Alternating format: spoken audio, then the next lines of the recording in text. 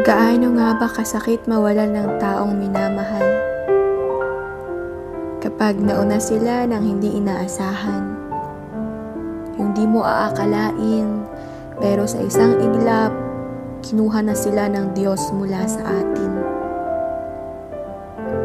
Kaibigan, kapamilya o kakilala, may mga taong mapapalapit sa atin, namamahalin natin at magkakaroon ng parte sa mga buhay natin, mga taong masasabi nating importante.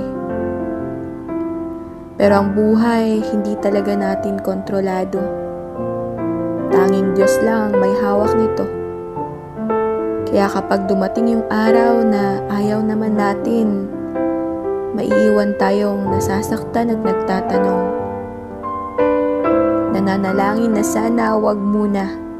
Kasi hindi pa natin kaya na sila ay mawala. Pero iba ang dikta ng bawat libro nila. Pagtatapos na pala ng kanilang mga istorya. Ang buhay natin sa daigdig na ito ay pahiram lang sa atin ng Diyos. At kapag dumating na yung panahon na babawiin niya, wala na tayong magagawa pa. Masakit, malungkot at sadyang nakakapanlumo. Yung sakit na hindi mawala-wala at mga luhang di matapos sa pagtulo. Pagsariwa sa mga alaalang naiwan nila at pagbigkas ng pasasalamat sa buhay na kanilang ibinahagi sa bawat isa. Tayo ang nabubuhay, kaya marapat na tayo ang magpatuloy. Isama natin ang kanilang mga alaala sa bawat araw, ipagpasalamat ang panahong nakasama natin sila at mahalin natin ang ating mga sarili dahil tiyak, yun rin ang nais nila. Sa iyong pagpanaw, kami ay nangungulila. Sa iyong pagpanaw, kami ay nagulumbay. Sa iyong pagpanaw, kami ay nagduluksa. Sa iyong pagpanaw, kami ay hindi pa handa.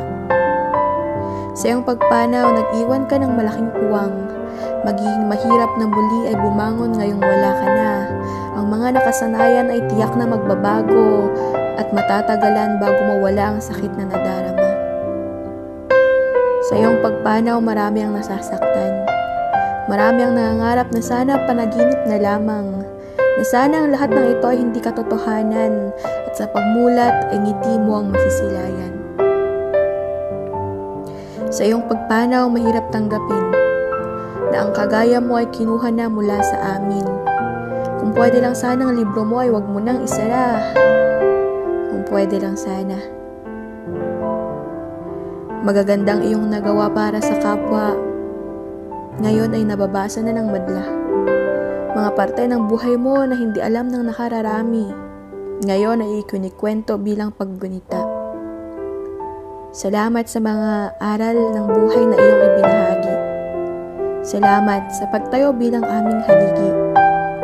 Salamat sa mga kwento, tawa at ngiti. Salamat sa pagmamahal na hindi namimili. Kami ang magtutuloy ng iyong kabutihan. Kami ang patuloy na sa buhay ay lalaban. Kami ang magsasabuhay sa lahat ng iyong mga salita. Kami ang magbabahagi ng pagmamahal na iyong naipadama.